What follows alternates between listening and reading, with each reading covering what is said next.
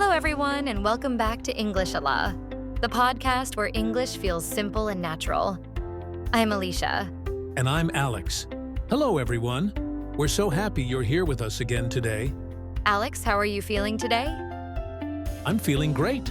The weather is nice, I had a good breakfast, and I'm excited about today's topic. Me too. And today's topic is something every English learner struggles with. Oh, that sounds serious. It is.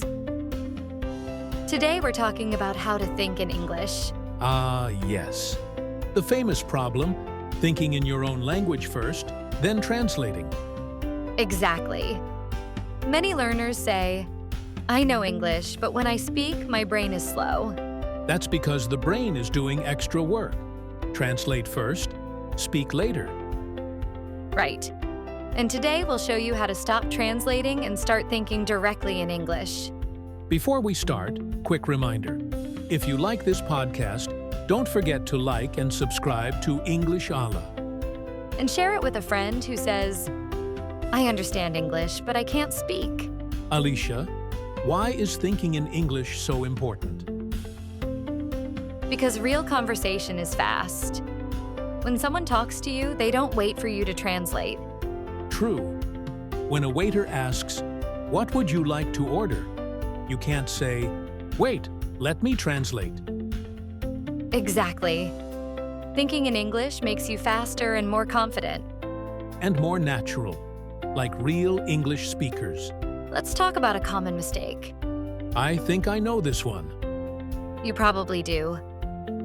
Learners think like this: Hindi, English, or native language English. Yes. Sentence first comes in the mother tongue. And that's why speaking feels stressful.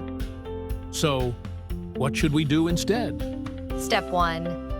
Use simple English thoughts. Step 1 is very simple. Start with small thoughts. Not big, difficult sentences? No, small ones. For example, I'm hungry. I'm tired. I like this.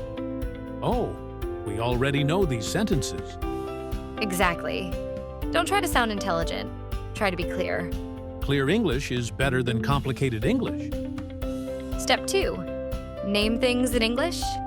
Like table, phone, fan. Yes. Look around and think. This is a chair. That is a window. So the brain starts using English automatically. Correct. No translation, just observation. Step 3. Talk to yourself. Okay, Alicia. This one sounds funny. It does, but it works. Talk to yourself in English. Like a crazy person? Haha. Maybe a little, but it's powerful. For example, I'm making tea. I'm going to work. I need to hurry. I actually do this sometimes. Silently. That's perfect. Even silent English thinking counts. Step 4. Stop translating word by word. This is hard. Yes, but important. Don't translate word by word. So instead of translating a long sentence, Use a simple English idea. Meaning first, language later. that reduces pressure. Quick practice for listeners. Let's give listeners a quick practice. Yes. Everyone listening, try this. Right now, think in English and complete this sentence. I am feeling No translation, just one word. happy, tired, excited. Great job. See? You can think in English. Daily habit rule. Alex, here's the golden rule. Tell us.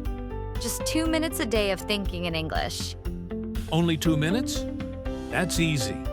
Yes, consistency is more important than time. 2 minutes every day is better than 1 hour once a week. Don't aim to be perfect. Aim to be comfortable. Mistakes mean you're learning. Silence means you're afraid. And we don't want that. All right, everyone. That's all for today. Thank you for spending your time with us. Practice thinking in English today. Just small thoughts. And remember, English is not a subject, it's a skill. Don't forget to subscribe to English Allah. And we'll see you in the next episode. Bye-bye, everyone. Keep thinking in English.